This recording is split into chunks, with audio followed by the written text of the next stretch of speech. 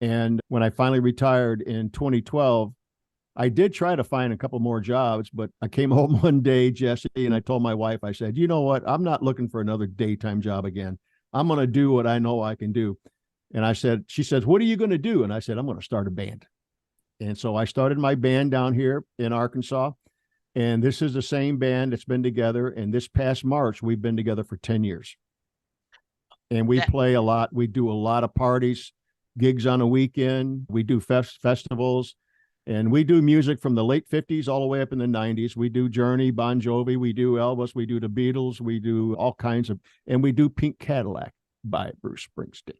Hello, everyone, and welcome to a new episode of Set Lusting Bruce, your podcast all about Bruce Springsteen, his music, and mostly his fans.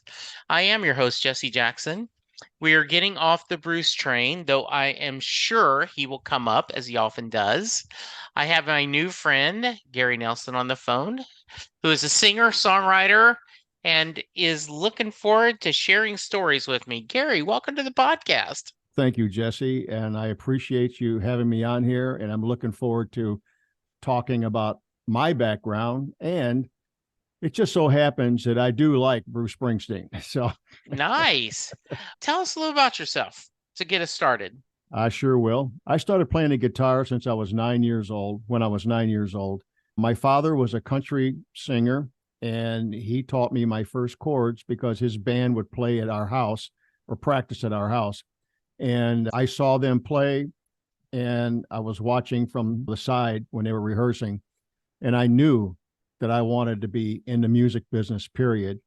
And after I heard his lead guitar player play some licks on his guitar, I knew I wanted to be a guitar player. So my dad taught me my first chords, and that was when I was 9 or 10 years old. By the time I was 11 or close to 12, I had my first band. And by the time I was 13, I met some schoolmates that I knew, and we started a teenage band called the Panics. And I'm sure you're not aware of this, but we did really well. There was a band contest about 1964 or early 1965 at McCormick Place in Chicago. That's originally where I'm from, Chicago suburbs. And our band took second place out of almost 1,000 bands that were in this band contest. And we won a recording contract. We made some records. And about a year later, we had the Chicago International Studio label sign us to a record contract. And they released several songs for us in the Chicago area. They put us on tour in the Midwest. And I had started writing songs around that time, around 1964. And I continue to write today. So my teenage years, I was very proud of those. I had great fun. I do have a story to tell you a little later in this podcast about Elvis Presley. And today, Jesse, I've written well over 200 songs. I have 50 plus singles released out on all the digital platforms. I'm talking about iTunes, Spotify, so forth and so forth. So if anybody out there listening wants to listen to one of my songs, just look up Geary Nelson. That's Geary Nelson, Nelson. I have a YouTube account too, and I have a lot of videos out there. And what's in the background here is I'm in my recording studio right now, and this is where I spend the bulk of my time outside of me performing live shows on the weekends with my band down here. I live in Bella Vista, Arkansas. Now I've been here for 23 years. And so I still play live music. I'm not going to tell you how old I am, but I'm old. I got as much gray hair as you got, or maybe a little bit more. Yeah, I hit 64 in June. So this is my Beatles year. I always like to start at the beginning, Geary. So you Sure. already shared a little bit. So I take it music was at your home all the time growing Yes, up. it was. My mom and my dad listened country music. They listened to music every day. So it was something that was just a natural thing. When I had schoolmates stop by, they asked me, they would say, are they always playing that music all the time? And I would say, yes, they are. And it was just part of my life, part of my brothers too, because I grew up with two younger brothers. And I had a great family. I had a great mother and father. There was never any kind of abuse or anything in the home. It was a loving family. And I thought all families were like that, Jesse, until I talked to some classmates. Yeah. But yeah, music was the number one thing. And the greatest thrill of my life was when I was about 11 years old. The bass player in my dad's band, country band, could not make a show up in Wonder Lake, up in Illinois. And I got on stage with my dad and his band. It was the thrill of my life. I was just a kid in a bar. Everybody's drinking alcohol but me. Yeah. But it was so much fun, Jesse. It really was. And music's been in my life ever since. My wife, I married when we were 19 years old. I met her when I was 13. She's a keyboard player. Matter of fact, she's the keyboard player in my band down here. And music is just a huge part of our lives. Always has been. So I grew up with a family that loved country music as well.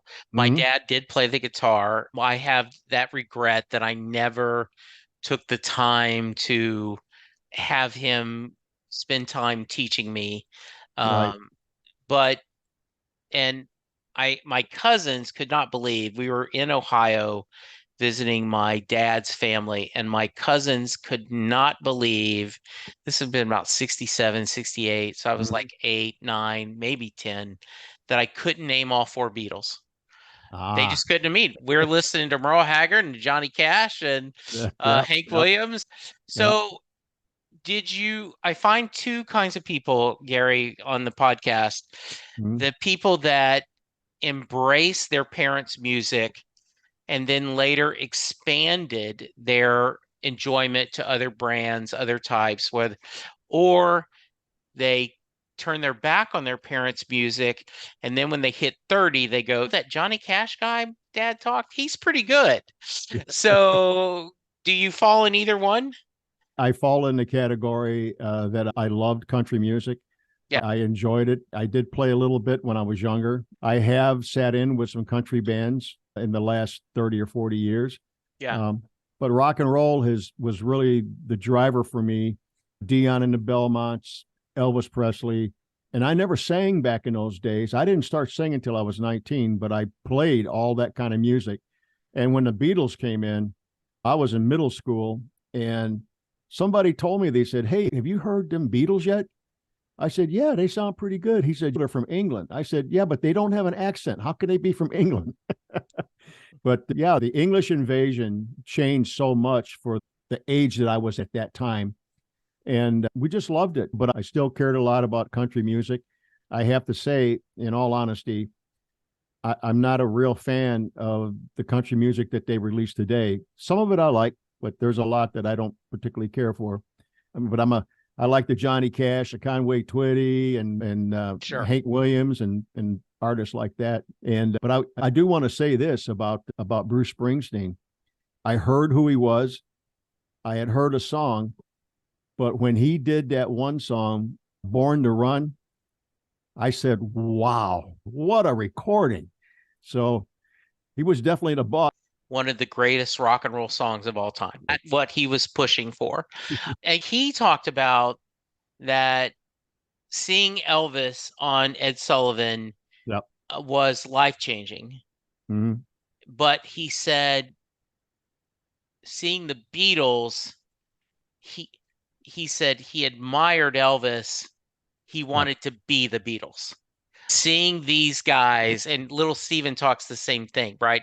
Yeah. That Yep. British band was iconic, and Yeah. it just a moment that just so many different musicians talk about it.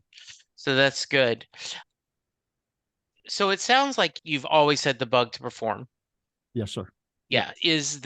Yeah. Have you done the day gigs, or is this you? Yes, I Yeah. have. I can tell you that in the early 70s, I played music every Friday and Saturday night until 1985. Okay. And every Friday and Saturday night, my wife and I never took a vacation. And I worked for a small company at that time called AT&T. Yeah. Little small And company. I think I've heard yeah, of them. And in 1985, there was talk. I was a technician, and there was talk of moving me into management. And I knew that if I went into management, that I could not play on the weekends. Now, I still wrote music. I had a studio at home, and I still wrote music and recorded. But from 1985 and basically to 2013, I did not have a band of my own because I moved up into middle management. They sent me to management school. And so I finished out almost 40 years with AT&T, retired as an assistant vice president. And when I finally retired in 2012, I did try to find a couple more jobs, but I came home one day, Jesse, and I told my wife, I said, you know what? I'm not looking for another daytime job again. I'm going to do what I know I can do. And she says, what are you going to do? And I said, I'm going to start a band. And so I started my band down here in Arkansas. And this is the same band that's been together. And this past March, we've been together for 10 years. And we play a lot. We do a lot of parties, gigs on a weekend. We do festivals. And we do music from the late 50s all the way up in the 90s. We do Journey, Bon Jovi. We do Elvis. We do the Beatles. We do all kinds of, and we do Pink Cadillac by Bruce Springsteen. Thank you. Bruce appreciates that. You said you had an Elvis story. I tell you what, we signed with a label up in Chicago as a teenagers. Okay, there's 5 of us in the band. We were called the Panics. I would like to mention the names of the members, if you don't mind. Absolutely. Dave Richardson, lead vocalist. Geary Nelson, lead guitar player. Bob Roke, who sadly is not with us any longer, drummer. And Tom Lupke, rhythm guitar player, now a country really good player in Arizona. And Mr. Doug Akers, who I grew up with on the bass guitar. So the record company put us on tour. They sent us down to Memphis. And we toured around in Kentucky and some of those southern states and stuff like that. So when we finished our job in Memphis, we all climbed into the convertible of our drummer, Bob Roke. And our lead singer, Dave Richardson, says, let's go see Elvis. So we drove over to Elvis's house. And I've seen it on television. Jesse, the gates were not closed. They were open. Okay. We drove in. And this is a true story. We drove in, pulled up right to the front door. There was an older lady sitting in a rocking chair and an older gentleman sitting in a chair in front of her. And we pulled up and she says, can I help you? And of course, Bob being the driver. So he says, we would like to see Elvis. And she tells us, she says, well, Elvis is in California. He's doing a movie. Really nice lady. But here's the kicker, Jesse. She says, well, you boys look really nice. Would you like to come in for some iced tea? And guess what us fools did? We said, no, thank you, ma'am. We're going to leave. And that is a true story. And I found out probably a few years later, that lady, if you ever read any bios on Elvis, she was the Dodger or something like that. I forgot what he called her. Yeah. But she was an aunt. She was his aunt, and the other guy was his uncle. Mm-hmm. And I regret to this day that we did not take up her invitation to go in and have some iced tea, Jesse, and sit around and talk. And my gosh, how does that happen with a famous guy like Elvis Presley? The family invites you in. I tell that story in my band when we play live. I talk about that once in a while. That's a great story. I reminded of 2 things, right? There's mm-hmm. the famous incident where Bruce tried to climb the gate at Graceland and to meet Bruce wanted to meet Elvis and he wasn't there. But the other story this reminds me of is a friend of mine named Bud has been on the podcast, and he talked about that he looked like Bruce in the 70s. And so when Bruce was going to be at the college campus, him and his buddies started saying that he was Bruce. And the actual got on the radio station and everything as a prank, right? Yeah. And so they ended up meeting Bruce and the band, and they thought it was funny. And Bud talks about this all the time. After the end of the show, Bruce is, why don't you come with us? We've got a show down the road. Why don't you come with us to a couple of shows and enjoy? Yeah. And Bud said, I was like, no, I got to worry about classes and I need to do that. And he says, I want to go back to that kid. No, you idiot. Get in Yeah. the car. Yeah, that's awesome. I did want to go back to, have you always had that desire to create, to write songs? Is that just something that was inside you?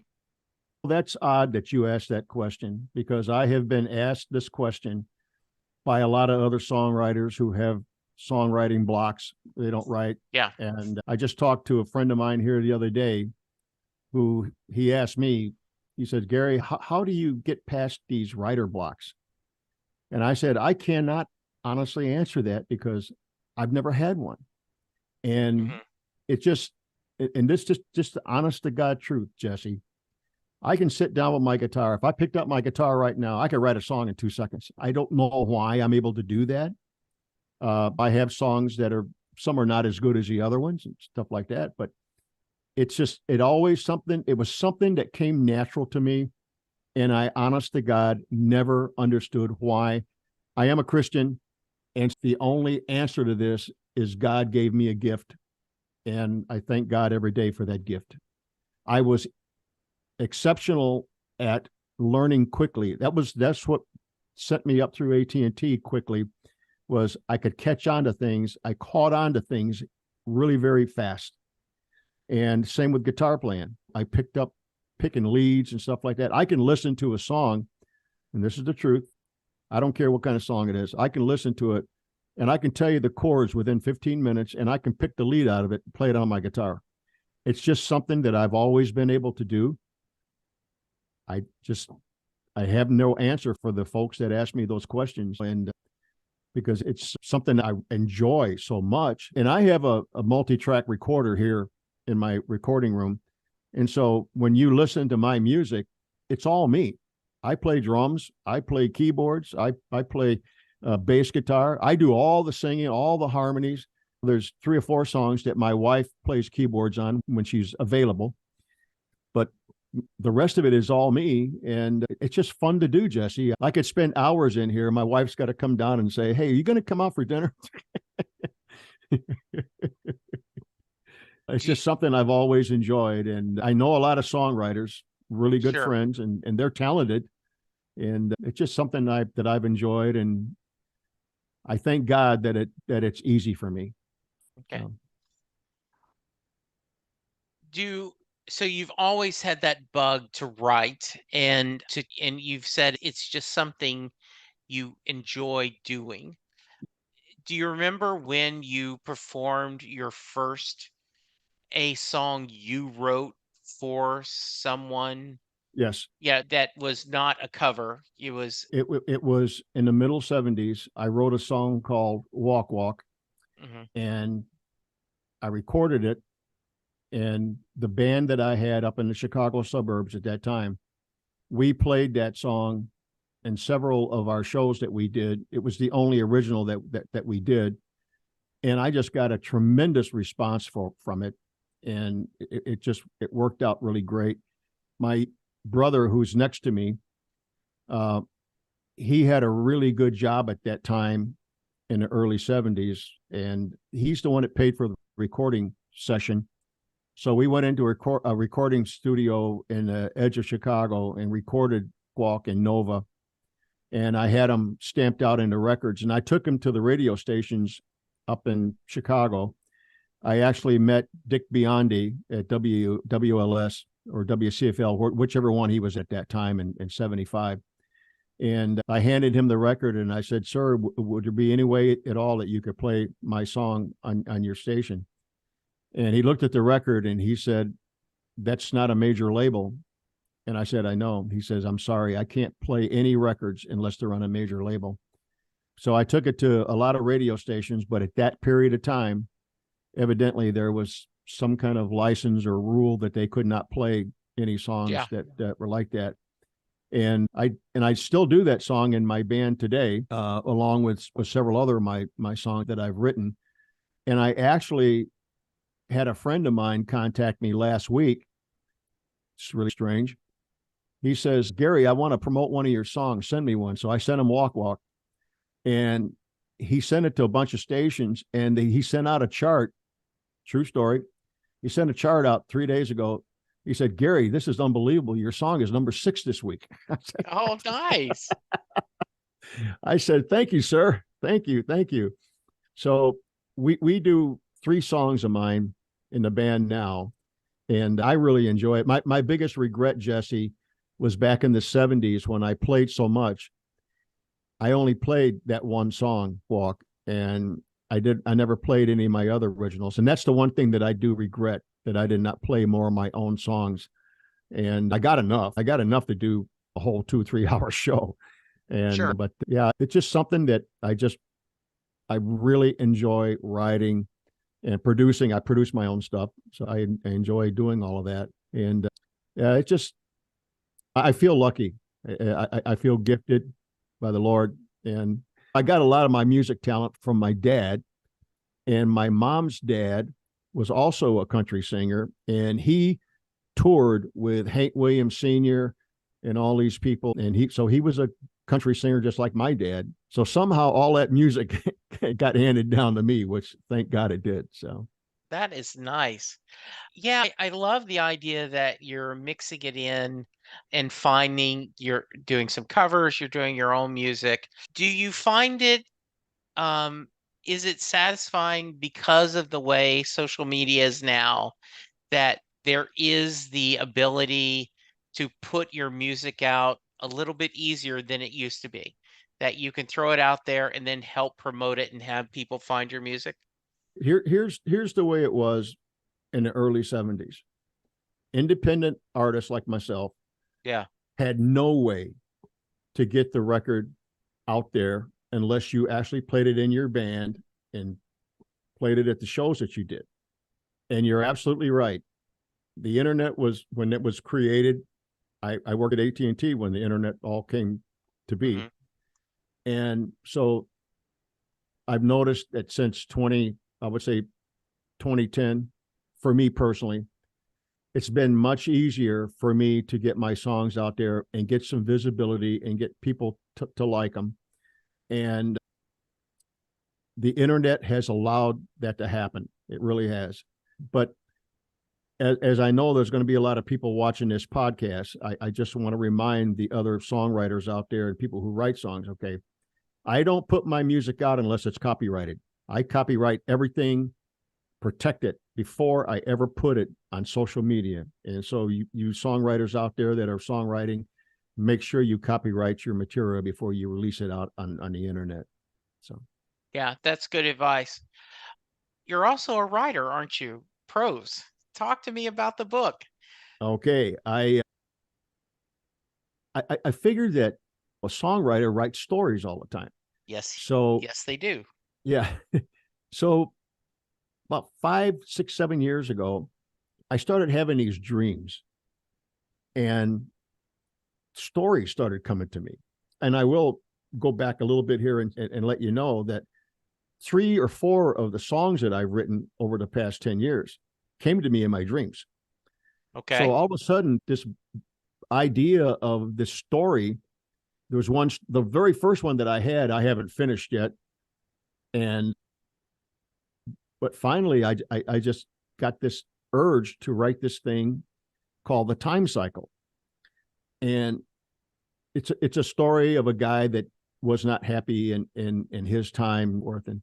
And I finished the whole thing up, and I talked to a couple of other writers, my sister-in-law Gina, who you interviewed, and some other folks down here, and they said, well, Gary, what you need to do is get it on Amazon Books. So I did that, and I was very pleased with how it went.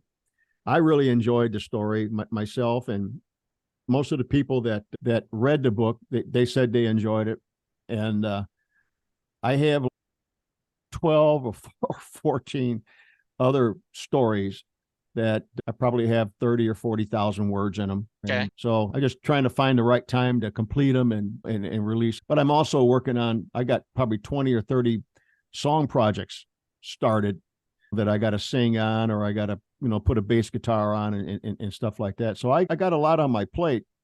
And sad to say, Jesse, back in July, I tore my right shoulder rotator cuff. Oh, no. Completely. And then in August, I tore my left shoulder. Using my hands right now, I'm very limited on it. I can move my hands. I'm going through therapy for my arms and shoulders and stuff like that. It's getting a whole lot better. But it has cut me back just a little bit on my creation, recording, and doing those types of things. Yeah. When you're performing live, are there a couple of songs that you just enjoy the heck out of playing? Yes. Yeah. I really enjoy songs that bring out the vocal in me. And I'll give you a prime example. Righteous Brothers, Unchained Melody. This band, I video all of our shows. And so I took Unchained Melody out of one of our shows 2 years ago, and I made it into an MP3 and sent it to some stations and stuff like that.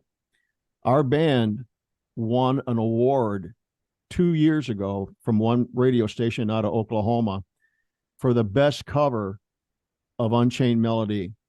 And I got the award in the other room somewhere. I really enjoy singing that song. And there's quite a few other ones that I really enjoy singing. There's a couple of Elvis songs that I really enjoy singing. And we do Living on a Prayer by Journey. Several of their songs that we do, I enjoy singing those, and I get a kick out of it. I've always said to people, if once I stop enjoying singing and playing these songs, I said there's no reason for me to do live shows anymore. Yeah. But I haven't come across that yet, though. Yeah, absolutely. Is it as and this is going to be like choosing between your children. Mm-hmm. Do you enjoy performing live more, or being in the studio, controlling it and doing all the parts and putting something out on your social media where making that music? Is it two different muscles? Is it easier to compare? It is definitely two different situations, Right. and I can honestly tell you now we do get paid when we play, all right, but that's not the reason that I do the shows, Jesse. I wouldn't tell any venues out there that they get me to play without. Absolutely, we need to get paid. Yes, Yeah, absolutely. Yeah. But I really enjoy performing in front of people. And I should have mentioned this to you earlier before. I think I told you I stopped playing live shows from 1985 to 2013. Yeah. And when I started this band down here, about 6 months after I started the band, I wasn't sure that I really wanted to continue on with it. So we were asked, my drummer had a friend who had an outside party. He had big, large acreage in the back of his house. Yeah. So, and he said, "You want to play?" I said, "Sure, I'll go play." And that was it for me in 2013. I think it was June or July in 2013. I sang the first song. Now, I don't recall what the song was. Such a long time ago. But when them people started clapping for us after that song was done, Jesse, I turned around to my drummer and I said, "Yes, I'm going to play." And that brought me back. Yes. It brought me back. And I really enjoy performing in front of people. And it's not that I need them to clap or anything like that. I know this may sound like I got a big head, but our band is very good. And anybody can look up the band, Rockin' Roads Band. Our videos and our music is all over Facebook. And once you listen to it, you can tell that we're a decent band. We do a good job. And I really enjoy doing that. I would hate to lose any of it. I enjoy recording and recording the parts myself. All that creation is something that I just honestly enjoy. I'd hate to lose that too. Sure. I would not be happy, Jesse. Let me say that. Yeah. Yeah, because I think you explained that really well, Gary, that it's two different experiences. And Yes, so it is. you're blessed that you can do both and Yes, very yes, happy. Do and I think what's important is when you are in the audience and that the performer is having fun, that helps you to have fun. It is that we've all been to shows where it seems like the performer isn't interested or they're having a bad day, and right. we forgive them, but you normally want someone they're having fun and they're enjoying it. So that's good. Jesse, in this Northwest Arkansas area, I've seen quite a few bands over the past 10 years. Yeah. Um, I can honestly say that our band that we have, and I do the same thing today as I did many years ago when I played up north in Yeah. Chicago area. We interact with the crowd. It's just something that comes natural with us. Hmm. And we played it and we do requests. A lot of bands don't do requests. So people can come up and ask us to play a song and we'll play a song for them. We actually have a 200 song catalog and a lot of people don't believe that, but we Yeah. actually do. And we can do requests and it's just enjoyable to interact. We put on shows where we did a Halloween show here a couple of weeks ago.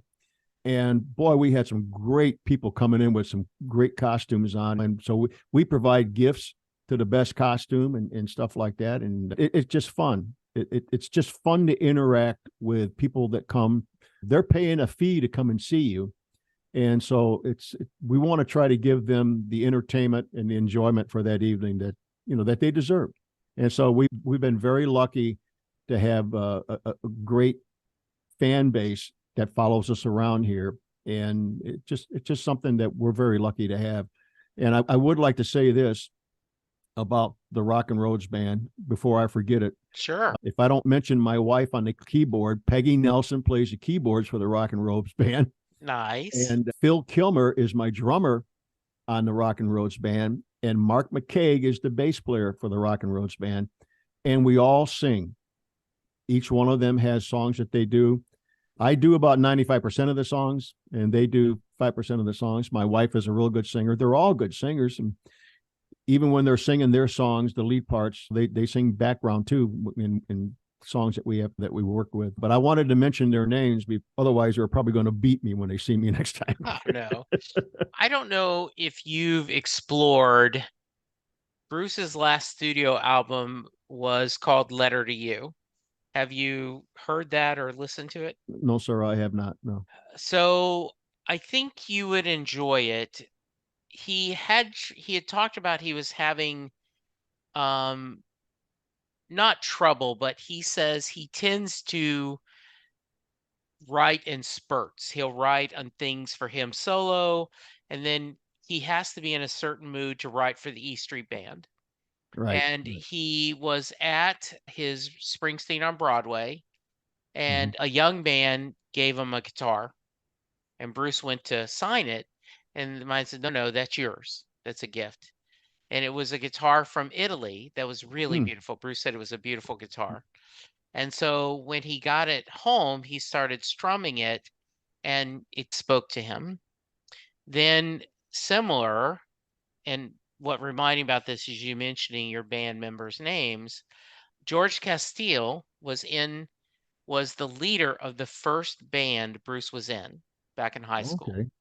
Interesting. And Bruce went to George's hospital, and George was dying of cancer.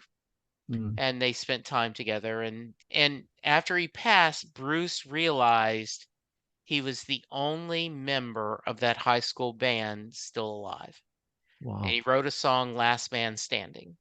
Mm. And he wrote other songs and so the album is a lot about bands and Mm. ending and that brotherhood. He Right. said music, specifically rock and roll, but he means all music. Mm-hmm. It's the only career that you could still be working with your high school buddies. Yeah. Like Yeah. him and Oh, little yeah. Steven met in high school. Yeah. And Yeah. they're still making music together. Yeah. And so by you telling the story of your first band and naming them made me think of that. So the name of the album is Letter to You. Apple Plus has a documentary on it, that the making of the band. They got together over 3 or 4 days and recorded most of it. And it's a really interesting album to check out, because at 74, there are less miles in front of him than there are behind him. Same thing for me at 64. I hope I live a long time. But the reality is that, just based on things are, the road ahead is shorter than the road behind us. And it's something to think about. I'm gonna have to check that out. And did I misunderstand you? Is Bruce 74? Yes, he is. Oh my God. We're the same age. Hmm. We are the same age. Yeah. I did not know that. I thought he was older than me. I really did. Yeah. Yeah. He's Wow. 74. He was born in 49. Yeah. Yeah. Still making music. Um, what's next for you creatively? What do you want to do next? I have 4 songs that I just wrote, new ones. I've got a lot of songs that I wrote that I have not recorded yet. I've Okay. got them in my book and stuff like that. And I got real rough draft recordings of them with me and my acoustic guitar. But I have 4 songs that I want to try to finish before the end of Q1. And one of them, Jesse, is a song called I Could Never Hold Another. Basically, it's about I could never hold another after loving you. And I can't even explain to you how hyped up I am on this. The music to it is just, when you hear a songwriter talk about how great his song is, I know that sounds funny sometimes, but this is going to be a really good song. And I'm hoping to be able to get it all finished. One thing that I learned a long time ago is I try not to rush anything, because I think when you start rushing something, it loses the, I don't know what you call it, impact or the detailed feelings that come in a song. An example would be, I wrote a song called Please Don't Go. And if you ever get a chance to watch the video, you should try to, it's on YouTube, it's under my name. I can't even watch it anymore without getting a tear in my eye, because a lot of the words that I got out of it came from when my mom passed away of cancer a few years ago. Yeah. And I saw my dad, true story. I saw my dad on his knees next to her, pleading, please don't go. Don't leave me here alone. Please don't go. Yeah. And so I wrote this song. It's really good, but every time I watch this video, I got to go blow my nose and wipe the tears out of my eyes. Yeah. And but it's just, take your time with things, and they will be done correctly, and they will be good. And so that's what I tried to do, especially when you got as many songs as I got that that have to be recorded. And it's just crazy, but it's just something that I enjoy, Jesse. I have a good feeling. You know how sometimes when you're doing something, and when you get done with it, you walk around the house and you feel really good and your shoulders are upright. And that's how I feel when I accomplish something that I feel sounds good, very creative. And I know a lot of people, I've had some people tell me, Gary, you put too many chords in your song, but that's just the way I write. Yeah. My bass player has told me several times, he says, I can tell that's a Nelson song. It got 25 chords in it. But it's just something you feel good about. I do. Yeah. And it's just something that I enjoy. And do you know another truth? All the people that I grew up with that were musicians, and even a couple of the older ones that were musicians back when I was young, there's only one person out of probably 80 to 90 people that I knew that played music up north is still playing, besides myself. Mm-hmm. and that's Tom Lupke, who's in Arizona. He's a country singer. He's the only one that's still playing outside of myself, and I feel very lucky for that, Jesse. I do feel very lucky, and I want to play as long as physically as I can. And I know one of these days the age will overtake it somehow. I hope not, unless you want to loan me 10 of your years. Well, but you look, Willie just hit 90 and he's rolling on. Oh, yes, he is. Yes, he Yeah, is. Yeah. Yeah. that's amazing. This has been so much fun. I've loved getting to know you. I'm going to check out some music. Is there anything I should have asked you that I haven't, Gary? Is there any story you got in your back pocket that I should have asked for? I think that you covered it very well, Jesse. I wasn't quite sure what to expect from this. I did watch the podcast that you did with my sister-in-law, and I thought that Yeah, was very good. thank you. But I wasn't sure what you're going to do with a musician. Ed, But this was fun. I enjoyed it, and off the top of my head, I can't think of anything that I missed okay. outside the fact that they just, and I could tell that you enjoy music and you like to listen to artists and stuff. I can tell that. I really do. Thank you. And if you, I have your email address, and Okay. I'll send you some links to my That'd be music great. so it doesn't cost you an arm and a leg. Okay. And yeah, if you want, I'll cut this out. Let me know if you want. Give me a suggestion. I can insert a clip of one of your songs at the beginning and one at the end so people can Sure. have a sample. So that'd be good. Sure. Absolutely. I would love to do that. I Okay, would good. love to do that. All right. I'm gonna let you tell people where to find you in a minute, but before I do that, I gotta ask you the Mary question. Okay. So, if you're a fan of Gary's or your family and you're listening to this, he made you very proud. He did a great job. But I end every podcast with the Mary question. And what that is, Jay Armstrong, who was an honors English teacher in the Philadelphia area, when he was teaching, he would give his students the lyrics to Thunder Road and they would study it as if it was a poem. They would look at the imagery Bruce portrays. They would talk about the themes he does. And then at the end of the day, he would ask his class the question, does Mary get in the car? So, Gary, that is your question. Does Mary get in the car at the end of Thunder Road? I'm trying to remember how the song goes. Okay. And I have to be honest with you. I'm drawing a blank at this moment. So, tell you what, I'm going to give you an incomplete.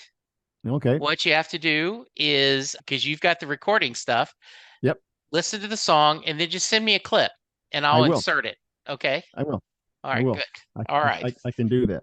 All I right. can do Very that. nice. All right. So, Gary, once again, I appreciate so much your time and sharing. If someone wants to reach you, if someone wants to check out your music, what's the best way? The best way is GaryNelson.com. That's GearyNelson.com. That'll take you to my music site. And I have a lot of not all my music is there, but I have about 25 or 30 songs there that they can listen to.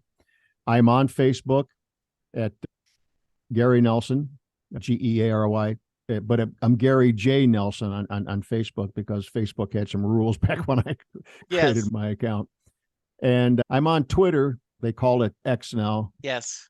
But I'm on there as a Gary J. Nelson too.